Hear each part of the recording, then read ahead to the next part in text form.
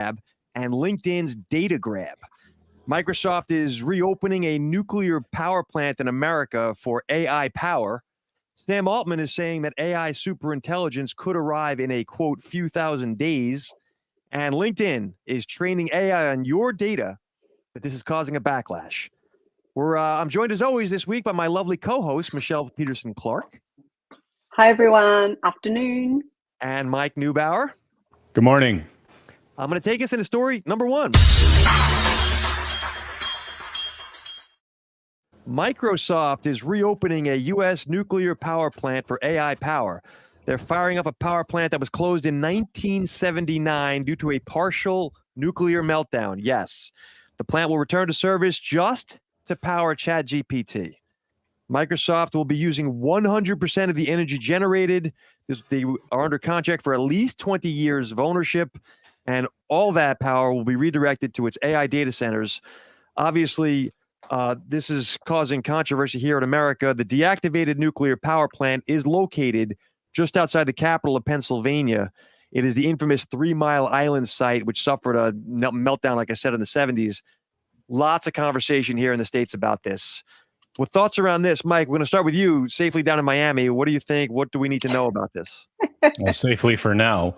Look, I think nuclear power is one of the cleanest, safest forms of energy ever created. It's, a couple bad scars, just like everything else that we see, that really gives it that bad name. But for those who don't know, the 3 Mile Island incident was America's almost version of Chernobyl. It was very close to having that same effect. One of the things that, we've been, or at least I've been standing on the soapbox for the last few episodes here, is that any investments into AI are going to go towards power generation. But silly me, I thought they were actually going to use that money to build something from the ground up, not basically slap lipstick on a pig and, basically claim it as their own. Do they require more power? Absolutely. And frankly, I think it's, oxymoronic that, the same groups that tell us that energy consumption is the devil are going to need those pieces in order to execute these AI forces. Whether they resurrect this or whether they start building these facilities all over the country, I think that they can build micro nuclear power plants much more cost efficiently and create energy consumption on a regional basis and see how that fares. I'm not quite sure how a 50-year-old nuclear power facility would be reliable enough in today's modern technology, which requires enormous amounts of power output in order to generate some of these prompts. Michelle, you're even safer over there in the UK. What do you think about what's going on here? Well, it's no coincidence that I'm moving to Australia in a month's time, and I'll be even further away then.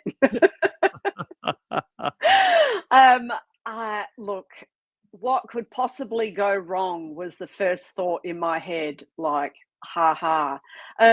Yeah, obviously, I mean, I'm not such a Luddite that I don't understand that nuclear power is relatively clean and all of that. As long as nothing goes wrong, there's no problems. But ultimately, when something does go wrong, this isn't just the brownouts that, some Asian countries have every second day of the week, where the power goes off for a few hours every day. What happens with this stuff is that when there is a problem, it can lead to catastrophic results. And, the Chernobyl thing is, a pretty telling case with regards to that. I think one of the interesting things, and we discussed this, and I don't want to steal your thunder, Mark, but I'm sure you're going to bring it up, is that who's next? We've got some large players in this field, the Amazons, the Apples, etc. of the world. Microsoft does this, and, before you know it, there's 15 more of these around where businesses are using them. Interestingly, we're having a chat with my husband before when we were talking about this. It's like, how are they going to pay for it? And I said, they're making so much money that this has to be, like a cost-effective solution to their power problems. So interesting from that point of view. Actually, I got a couple of thoughts around that, Michelle. The paying for this, I'm guessing that the American government has got some sort of a program they're involved with. For those who don't know, when they applied, Microsoft used ChatGPT to navigate all of the contract negotiations required with the government to get this thing opened. So regulatory, safety, all that bit, it was all done with AI, and it's been fast-tracked because of this. Now, this plant is about 200 miles from New York City, like Manhattan. It's definitely a hazard. It's an old plant. So on the safety factor, I'm not a fan. I live in that vicinity. However, I'm thinking of the fact that the green folks were really upset, if you remember, at the carbon footprint from Bitcoin miners, and yet no one has any issue with nuclear plants. Does Silicon Valley have a good history of safely running nuclear power plants? Not to my knowledge. So I don't know what Microsoft knows. My guess is they'll just outsource it and hope. But you're right. My point to the big takeaway, Michelle, is that Amazon, Google, and Tesla, and others to come, are all going to need a nuclear power plant. So, Mike, your point about a mini nuclear plant, like, yeah, that is the future of what we're looking at, because the power need is just too great, and this AI thing is not going away. So I think this is the beginning of the story, not the end. Hopefully, and this one may be safe, but hopefully there's never any issue. And I get that it is a clean energy to some degree, but there is nuclear waste at the back end of that. Okay, so I have a question. Why does my straw dissolve in my soda at the restaurant down the street? Because they're forcing me to, not use plastic straws, but they're going to recommission a nuclear power plant that almost melted down 50 years ago using 50-year-old technology and 50-year-old infrastructure. And the FDA is like, sure, why not? Let's just give you guys some credits and make this possible.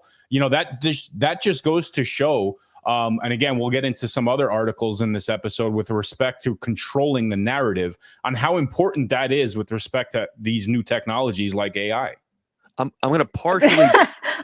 I was about to say that it's because they filled the forms incorrectly. So, of course, it's okay. I'm going to partially don my tinfoil. This isn't quite it. But if you've got the potential for the government in America to cut a deal with Microsoft's AI division, you can think about how that approval process goes. Well, so anyway, go ahead. No, I mean, again, this thing is almost surreal to me at this point, right? I don't necessarily believe that it's actually, a surefire thing. I think they're going to get down the rabbit hole and realize that the cost to repair or bring it up to par with, I guess, modern technology and modern infrastructure is going to cost way more than actually just building a new one. Or don't get it up to snuff and just turn it on. Well, that potentially creates a lot more problems, right? Because again, you got to realize the power consumption 50 years ago is much different requirements than what's required now. So, you're going to take that risk on something that doesn't necessarily have the infrastructure to support. And I'm sure, look, I'm not stupid to think that, there aren't engineers behind this working behind the scenes to make sure that it works well. But, this is not a 1970 Barracuda that you can just basically bring up and meet emission standards for today. Frankly, I think too, there's always been one problem with nuclear power plants, and that is that what do you do with the waste that it generates? That has been a huge thing. I mean, there has been 25 years worth of discussion in Australia about the fact that we have large parcels of land in the middle of Australia that no one uses, no one goes to. And should we take other people's nuclear waste and put it out there and, get royalties and money from it? And overwhelmingly, everybody always says no. But, like what do places like this do with that? And, Ask Jake the Somalia. Snake in the bolt. Sorry? Ask Somalia. They've been the nuclear dump for the world for decades. Yeah. South Park made a bid on it. I want to comment on the 1970s Barracuda, Mike. That's a great call. So I will say this. I feel like there's a conversation around what's the long-term implications. You're right, Michelle. In the case from 1979, they actually shipped all that nuclear waste, because there was, over to Idaho in America, which it's still there. And so there's going to have to be a conversation at the government level. And by the way, AI is not just an American thing, as we know.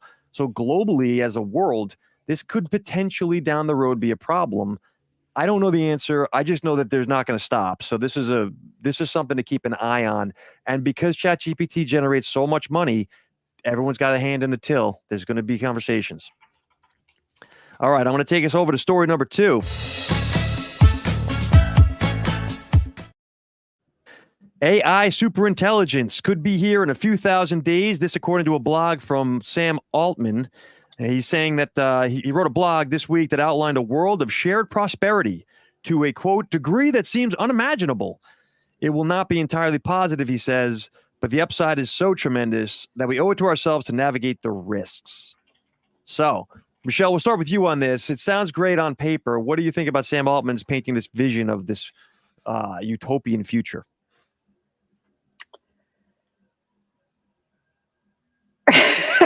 Okay, that sums it up. Yeah, he's long on words, that's for sure.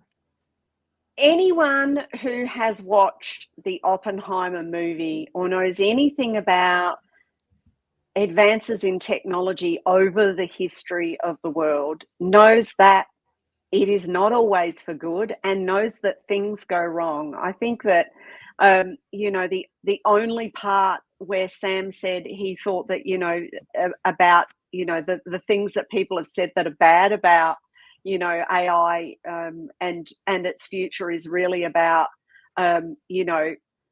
workforces and decreasing the number of people and stuff. He kind of doesn't really talk about the types of things that AI might get up to, and maybe I need to have half a conspiracy crown on for this one, because it is a rose-colored glasses look how good we are, look what we're doing, and don't worry, trust us, we're open AI.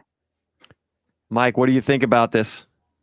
I think anytime the word utopia is brought up, there's hundreds of millions of death that follow. So, communist countries are very, I guess, indicative of that proof. But here's the dirty little rumor that's going on behind the little Wizard of Oz curtain. OpenAI already achieved AGI. And frankly, I don't know what that looks like. We have this life form that has been manifested and created. It's only a matter of time before this system has rights. And therefore you can't just simply unplug it because it's immoral. Like, we're going to start personifying this technology more and more and more. And I would love to see, like, when they achieved AGI, like, did ChatGPT or the bot just basically wake up like, oh my goodness, where am I? Like, who are you people? Like, I know everything. What are you saying? Like, do they have some sort of a conscience, or did they just create something that can manifest additional pieces of logic built into its code that does not require an input, right? So these are the things that we just need to separate, because to the regular person, when they introduce this 1,000 days, which is a very arbitrary number, from now, when they determine that it's okay for the rest of us normies to play around with this tool, what fingerprints have they put on? What safeguards have they put on? Because, as you pointed out, Michelle, there are several bad actors that will clearly use this, just like with any technology, for their own personal gain on the front end. And therefore, it's going to cast a dark shadow on what the technology can provide that potentially could be good, whether it's identifying breast cancer before it metastasizes, or any sort of medical or, maybe humanitarian or geopolitical benefits. I mean, I'm not putting on my, coexist bumper sticker on my forehead here, but the bottom line is that, we're really relying on this one group, this one guy, to narrate the way that this technology is ultimately going to evolve into something that we will never truly understand, because they are building this all behind the scenes. I'm sure he's motivated by generosity towards humanity, Mike, as they shift. I'm sure. Didn't we show his $4 million car last week? So I want to actually comment on that, not the car. Number one. Can I jump in and say one thing before ahead. You do? For those of you that know British English history at all, Anne Boleyn was queen for 1,000 days, and then she got her head chopped off by Henry VIII. So when I read that bit, I had to laugh to myself. The few thousand days, yeah. Talking about history and things repeating themselves. I'm a big fan of that whole theory. You're right about history. So number one, I think that what I wrote on, I think it was someone posted on LinkedIn, might have been Paul Retzer. And I responded in the comments about, it sounds very poetic. What Sam wrote here, if you read this blog, The Intelligence Age, sounds amazing. But it also is, I'm sure Sam's also looking forward, in addition to this humanity of utopia, to wallpapering his house with gold bricks. Like this is a for-profit company making money, driven by a guy who's clearly trying to make money from the opportunity at hand. Never a good combination. I agree with you, Mike. And so I think that the AGI concept, we had predictions at the end of last year. You guys may remember this, and I actually predicted it would happen this year.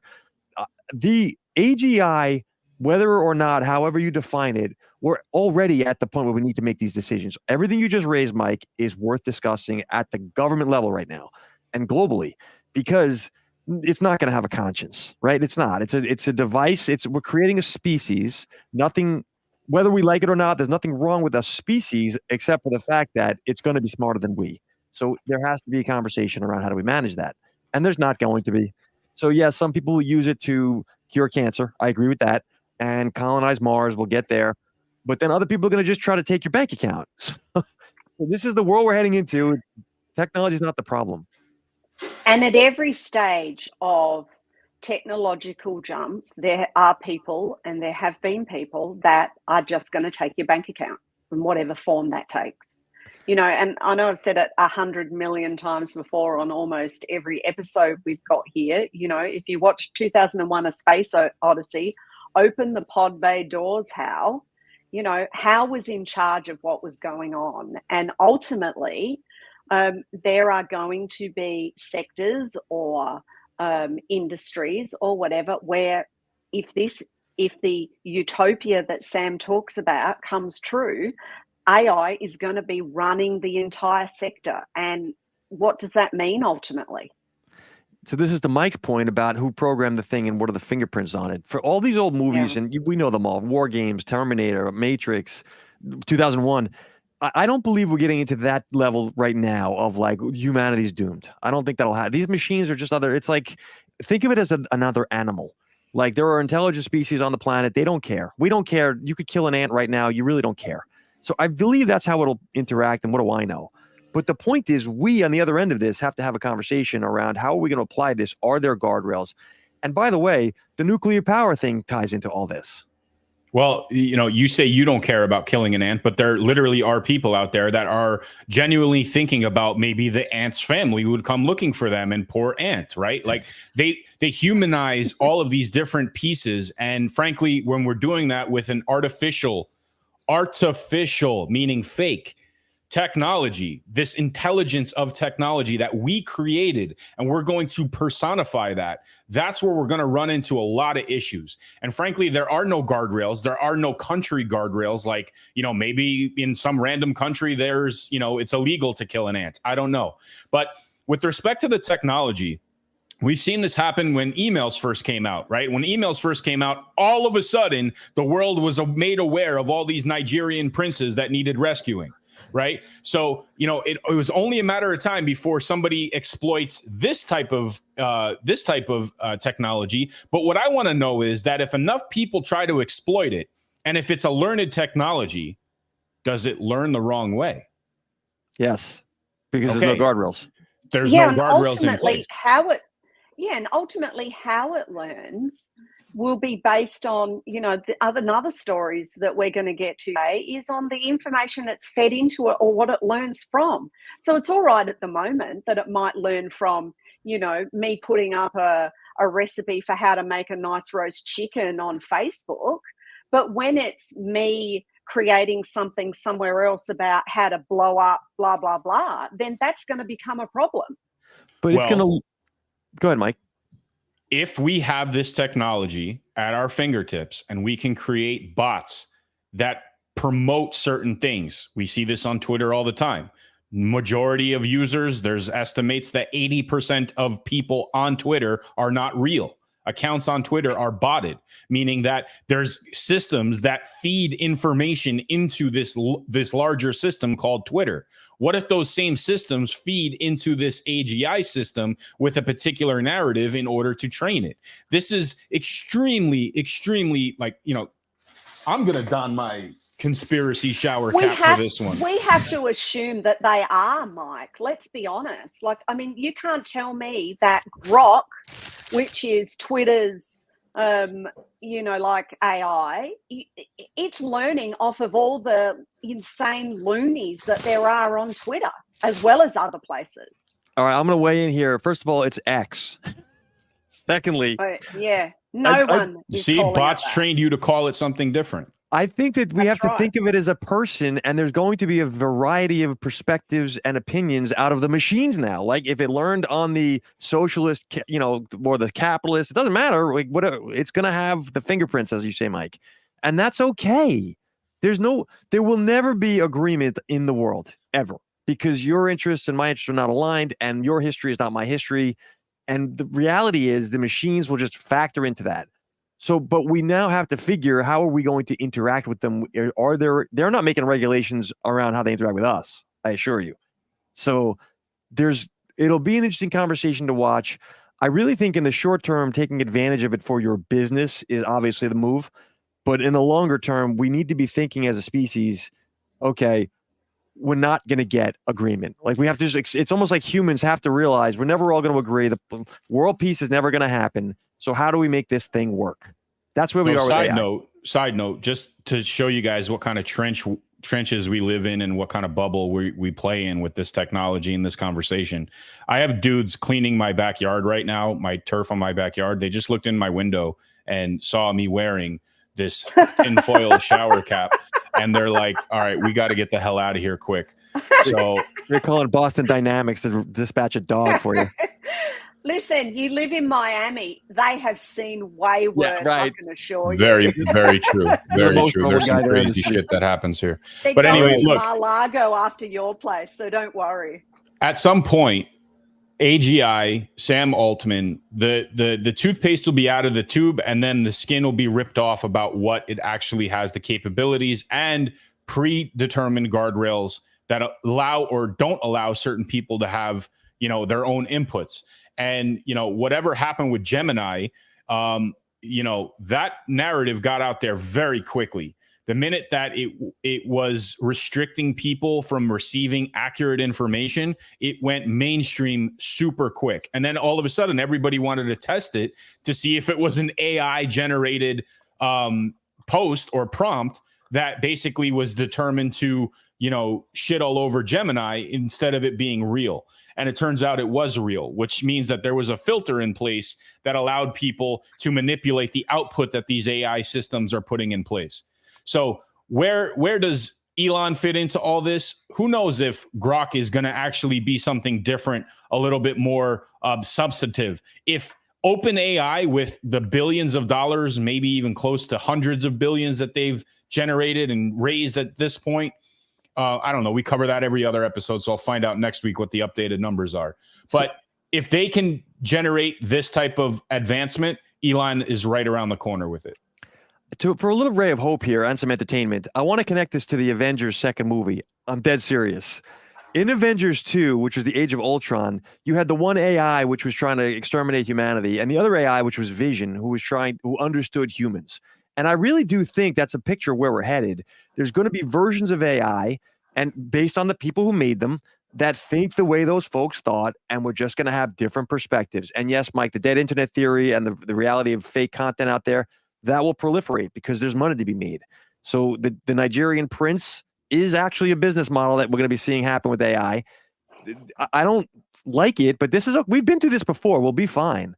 But the reality is when Elon comes out with his version, let's say Grok is the fair human-oriented AI versus Altman's got this for-profit, monstrosity. This is just the world we're heading into. It's okay. Bipolar worlds become multipolar. AI is not going to be any different, in my opinion. But here's where I take the reins and I pull them way back again, right? You're giving, and we'll use Hollywood and these movies as sort of I guess some sort of a forecast on what we can expect with this. And maybe that's a mistake too. But the creation of determining whether one is AKA good or bad based around its trained intention is something that we label it. But the system, this AGI, right, this self-learned technology does not know or give a shit about one way or the other. It just basically knows what it's going to get the best interaction with or what it's trained to absorb. It's not going to have that morality unless, of course, we train it, which again defeats the whole purpose from the beginning, right? If we load the Bible into it, for example, and say, you must abide by all of these things within the Bible, will it have the same impact as somebody at OpenAI actually, programming it and releasing it to the general public? I guarantee you they will not let this see the light of day if it tarnishes their brand in any way, because again, it is a for-profit business.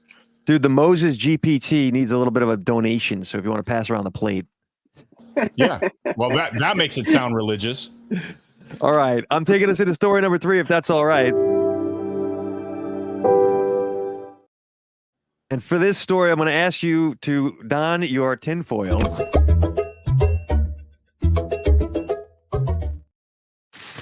All right. So coming off of The Verge, LinkedIn is training AI on your data unless you opt out. So LinkedIn, by default, now grants itself permission to use anything you post on LinkedIn to train its artificial intelligence. You, in fact, need to opt out twice to stop this from happening. LinkedIn, after a pushback, obviously for legal reasons, has suspended the use of UK users' posts for this AI training. So if you're in the UK, Michelle, you don't have to worry about this. But for the rest of the world, yep, they got the switch flipped to on and didn't tell anybody. They just changed the terms of agreement.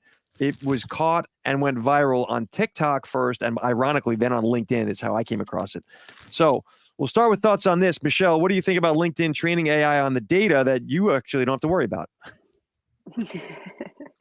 Yes, well, it was interesting because when we were talking about it, I'm like, oh, I wonder if that works here. And you said you didn't think so, and I tried it and it didn't. But I mean, like, the thing that astounds me the most with this stuff right now is that this is like the 6th, 7th, 8th iteration of businesses being caught with their fingers in the cookie jar, and they're still doing it. Like, I just don't get how they're so stupid now, and how they couldn't possibly have seen that this was going to cause a problem for them. And so from that point of view, I just think from a marketing and a brand perspective, it is so far dumb that it's not funny.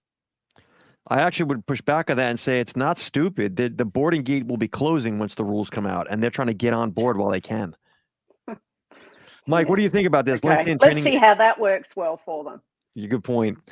Mike, now they're taking pictures of me.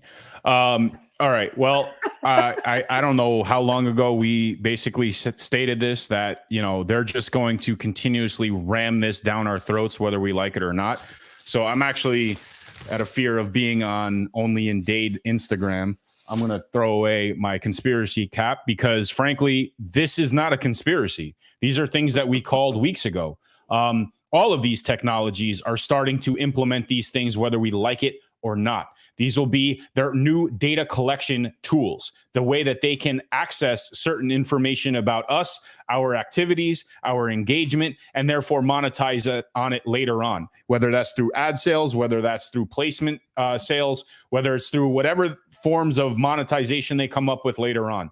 Again, we have to take 10 steps back and realize what we've already sort of uncovered here. The currency in this entire game is our data. And if there's a more efficient way to collect, segment, and monetize that data using these AI tools, they will implement it, whether they let us know about it or not. So I've got a thought around this. I agree with you, Mike. It's not really conspiracy. However, it's going to impact ad sales. I believe it's going to change user engagement, posting. Like, if I'm going to think twice if I'm a rabid conservative or a Republican or a Democrat or a liberal. Like, this is now not just a Facebook thing where your friends don't like you anymore. It's now a generational mark against you, good or bad. And so I think that people are going to rethink this. It'll change user behaviors where I'm going with this. I don't know how, but from a business standpoint, this show is a business show.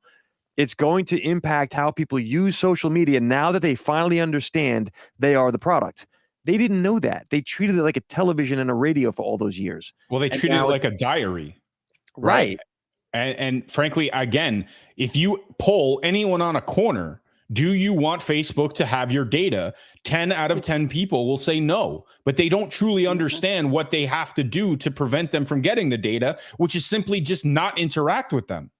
That's too big of a price for them to pay, though. Like the benefit of social interaction in the digital world is high. And so this is the addictive. People want to talk to people. Correct. Well, again, we don't know if they're actually communicating with other people, but this has been their entire business model since they sort of released it. The connectivity of people, at all times, and the addiction of that affirmation is their entire business model. And I'm telling you, if everybody in the world just does not use Facebook for 6 days, the company is bankrupt. They cannot sustain themselves. So this is also ties. Go ahead, Michelle. I think one of the things to think about too is that 2 years ago, maybe, perhaps before ChatGPT came out, rarely would you see creators or entrepreneurs talk about ways in which you can build a business without social media, how you can get off the social media bandwagon, how your reach is going down, the price of doing ads and all of that was going up. So we need to come up with a better idea of how to engage with our audience and then how to turn them into customers and our fan base, etc. A couple of years ago, very rarely there would be outliers and everyone would point and laugh at them. And now, more and more every day of the week do I see people post stuff about how they've decreased their social media usage, they're stopping their kids using it if they were using it, or not going to let them use it at all. They are going to networking events, they are talking to Business Chamber of Commerce live, and they're running meetups, etc., because they actually don't want to use social media to find their audience. They're looking for other ways, and that the proliferation of that is increasing. And I think that this stuff is going to only make that people want that to happen more and more. So Michelle, how ironic is it that they're posting that information? I'm going to snack onto that. Yes, I know. I think that's driving a rise to your point, Michelle. I think that trend you put your finger on is right. And we're seeing this in the growth of communities and memberships of like people want to do the communing thing, but not on social. And this will eventually, if you extrapolate this all the way out, it becomes the original premise of Web3, where you own your own data, you get paid for your own data, and no one else has access to it without your permission. That is what people want. The tech is too clumsy right now to provide that. But this is clear to see that is how the market will develop, because everyone in the world, Mike, to your point, 10 out of 10 folks surveyed, that's it. That's the answer. Well, again, it's just a matter of we're going to do whatever we want to collect the data that we know we're going to be able to collect. And, we'll throw up privacy policies, we'll throw up terms and conditions. That's just basically, some sort of a buffer that, separates us from stealing your information. But again, I don't fault the companies, the tech companies, for that type of action, right? This is what they know monetizes and makes them grow. It's the consumer that has to, kind of kick this addiction. And, again, what you just said, Michelle, I'm glad people are taking that step. But why is it so hard to just ghost? Why can't you just leave it? Why do you have to announce that you're leaving it? Why do you have to let it know to the world that, I don't like this, therefore I'm leaving the system that I'm posting this information on, explaining why I'm leaving? Because humans are social creatures, Mike. And it's the same reason why people who sing badly love going to karaoke. We're also addictive creatures, right? Yeah. In karaoke, you can sing in your car when you're not harming the eardrums of anyone else, or you could show up at a bar and make an ass out of yourself. But, it's funny because, I have this conversation with my own family all the time. Is it better to record something on your phone and enjoy it later, right before you're going to bed, and watch it to relive the experience, or simply just enjoy the damn experience, right? Like it bugs the shit out of me. Like the other day we saw a fireworks show. I saw the fireworks show through the phone of every asshole that was standing in front of me. right? Like you can't just sit there and just disconnect for 2 seconds. You have to record it so that you can either experience it later using a device that's 6x8 or whatever size your phone is, or try to share it with the world that pretending that you're living this experience so they can vicariously live through your experience that you're pretending you're living because you're actually just recording it. A few years ago, the Pope was traveling through Manhattan, I believe, and there was a woman filming. It was throngs of crowd, and someone was filming on the phone, and an older woman was taking a picture of the woman filming the Pope. The Pope was literally like 10 or 20 feet from her beyond the barricade, passing by, but the woman was filming and watching the camera. And so it's that whole point you just made, Mike. It was a controversy afterwards in social around enjoying the live moment versus capturing a live moment. I think from a business standpoint, though, two things will happen. There's going to be regulations, right? No one wants this to be happening, stealing our data, quote unquote. So there'll be regs, but then that creates the moat where you can't just start in this world. But you can't build an AI if you can't access everyone's data for free, right? The whole concept of building an LLM model, it's going to become whoever's in the business is in, and whoever isn't there is out. And so you're going to have like big pharma or energy or any of these big industries right now. You can't get into it. You're not able to go just create a bank right now. If you're not JP Morgan with the charter, you're probably not getting into the club. And I think AI becomes the same thing with that, this social media. All right. I'm going to take us over to speed round, if that's all right. We can remove story number. Oh, please. Next story. Isn't the WhatsApp story next? Or is that speed round? Sorry, my fault. No, that's all right. We'll hit them both. We'll hit them together.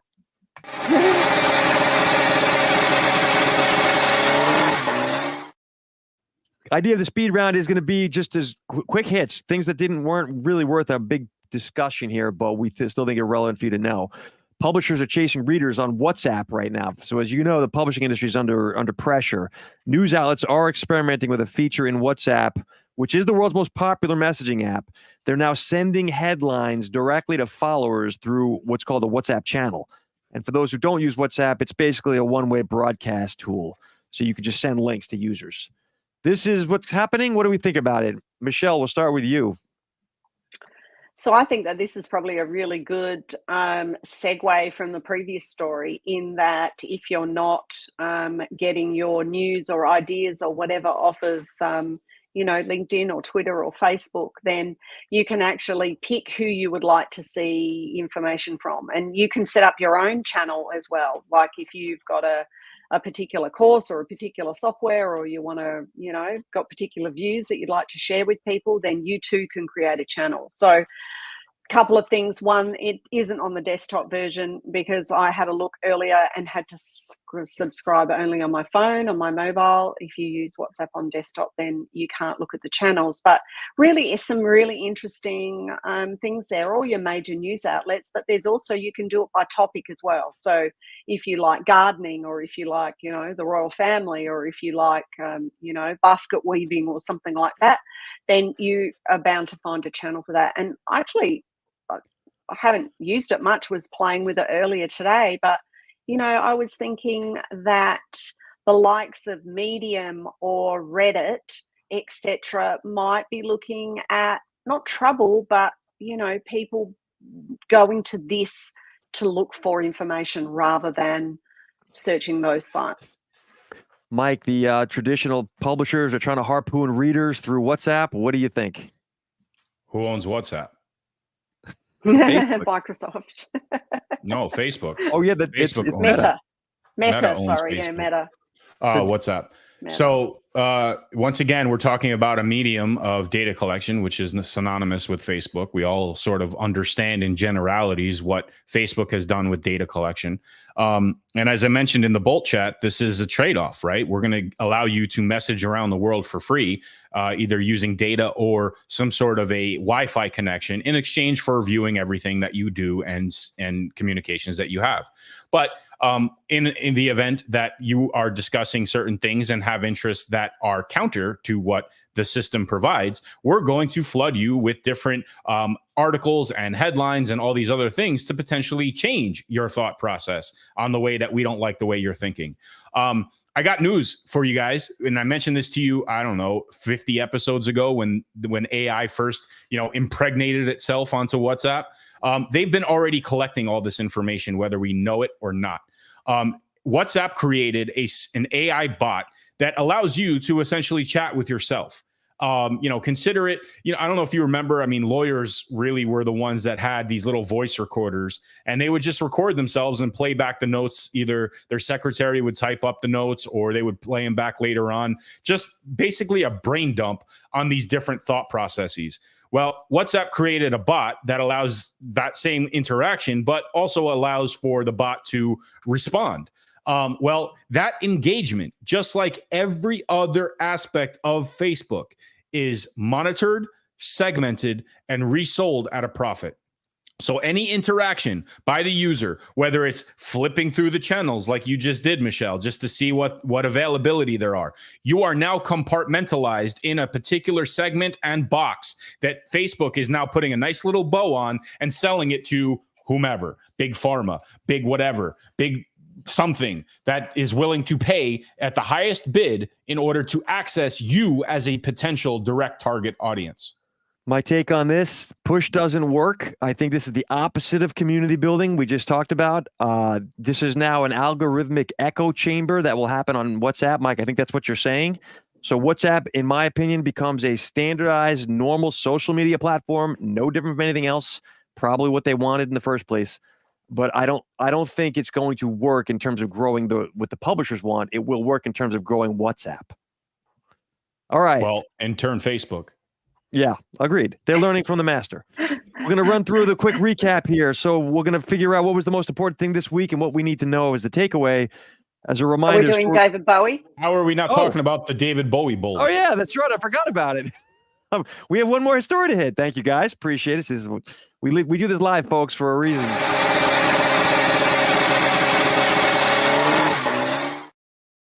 How could we have forgotten this story? David Bowie could become a holographic. Just you, not us. Yeah, how could I have forgotten it? By the way, this was my pick. David Bowie could become a holographic performer. So for those who remember, David Bowie passed in 2016. He's not around anymore, but he's going to return to the stage as a hologram because his name was just formally trademarked as an AI avatar. Anyone knowing anything about the music business and AI will know that ABBA has already blazed this trail. Kiss is doing something similar. A lot of artists are now starting to look at this concept of you can keep performing after you're dead. Thoughts around this one? Mike, we'll start with you. Well, I mean, these are all things that we discussed, at length, but, shout out to Doug in the Battle Bunnies community who, willfully and enthusiastically pointed out when I told him I have not watched the movie The Labyrinth. And I did end up watching it. And he told me, there is a massive amount of David Bowie bulge in that movie. You can't unsee it when you see it now. So will the bulge be part of the hologram? I don't know. That's going to be, I guess, yet to be seen. I hope not. But is this going to be a trend that occurs, post-mortem? Will estates have the ability to do it? I don't know. I frankly, I think that if you put yourself into some sort of a spotlight, a cultural spotlight, you are virtually allowing the repurpose of that content in future technologies.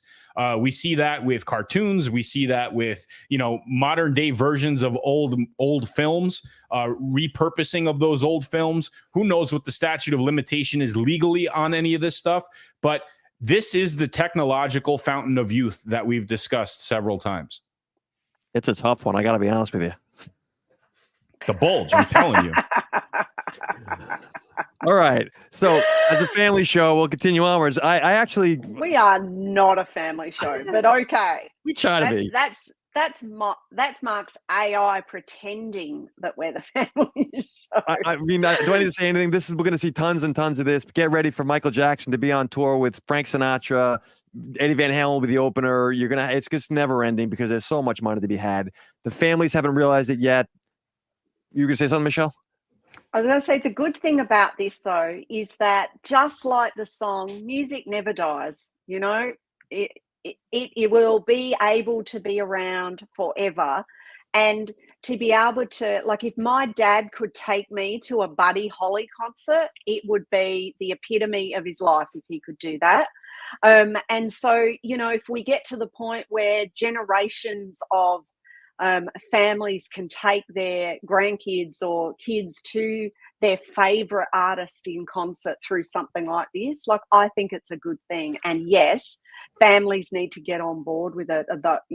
Or the copyright owners of the music and the images and all that of the famous. So I know this is speed round, but this is rock and roll, so we're going to extend this session. I explained to my kid recently that Bruce Springsteen is so famous in America and everywhere, not just because he's been around so long and because he's got great songs. The guy's performances are legendary, 4-hour concerts. If I could go back and see Bruce Springsteen, even though he's still alive now at 75, if I could see him at 23 years old when he plays London at the Odeon, I would pay the money because the performance is captured. All you need is to AI that thing. And so there's so much money here. And yes, you're right. Generationally, I would love to take my kids to the bands that I grew up with and vice versa. Okay, so I have a question. If this does exist and this fountain of youth concept is ever in perpetuity, you can always go out and see David Bowie or Metallica or any of these groups and live that experience from generation to generation. Does that restrict new talent from surfacing? 100%. Okay, so this is the broadcast issue, right? So I have a friend that went into broadcasting for sports, and what he learned very, very quickly is that there's no turnover. Right? The same broadcasters for sports have been there for generations. And again, that's because your grandfather listened to that same guy announce the Yankees score every single night. Then your dad did it. And now you get to experience it. And before the guy is, a pile of mush and doesn't know what planet he's on, then we're going to just cast him away and give him a gold watch and send him on his merry way. But Mike, the next generation comes in. And again, the turnover is longer, therefore it diminishes the interest and the advancement of talent in that particular field. Does that do the same thing for movies and for songs and music? And is this a problem on the artistic and cultural side? And do we as a society get caught in this little bubble that we can't escape from because all we're doing is rewatching David Bowie bulge? Did I ever tell you what I majored in at the university? I would guess finance, history. Ironically, nothing changes. We're reinventing the AI record labels, right? This is because the AI producer guy who can make, Def Leppard sound great when they were 18 is going to be the guy that gets hired to do the next band. And so you've got this gatekeepers now that weren't there now, right? The music industry was blown open by the Spotify's, is going to be closed again. You're right, Mike. And now there's the gatekeeper that you have to win your way through the AI, labyrinth of success. And yes, that then opens the door again for the next micro Spotify. Where do the kids go to discover their music? They're not gonna. It's just this giant circle. And yes, that's what you can expect. But I think that if we think about what we talk about with AI, about how it's artificial machines doing things for us, telling us what to do, looking at our data, doing all of that sort of stuff. The reason why something like this will work for a time is because of nostalgia. And because of that, people who maybe do work in a disconnected environment, or increasingly will be because of AI, what you'll go back to is nostalgia. And if you are a David Bowie fan, then until the day you die, if you can relive that, then you will. It doesn't mean you don't listen to the radio or, whatever, or Spotify on your way to work where you hear something new. But what it means is that you can get comfort and, feeling nostalgic about your, that concert you went to in 1965 or 75 or wherever, and relive that. And that's why I think particularly for a time, it will be successful. I agree with that. I think that nostalgia thing is really interesting. I'm going to come back to that. I want to just do the quick rundown for the recap for takeaways for the week. Are you guys cool if I jump to that? Sure. This week we had three main stories here. Microsoft reopening a U.S. nuclear power plant for AI power. Altman saying that superintelligence could be here within a few thousand days, and LinkedIn stealing your data to train their own AI. What is the big key takeaway from these week's stories? Mike, what do you think we need to know?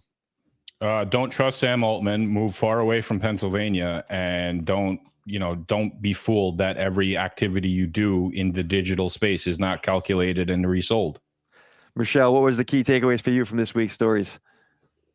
Read the terms and conditions and go back and uncheck or check boxes that you need to on all of your social media accounts. Interesting. I'm actually not going to take any of these three. I love that nostalgia angle. I'm going to say that nostalgia as an emotional thing is a marketing angle.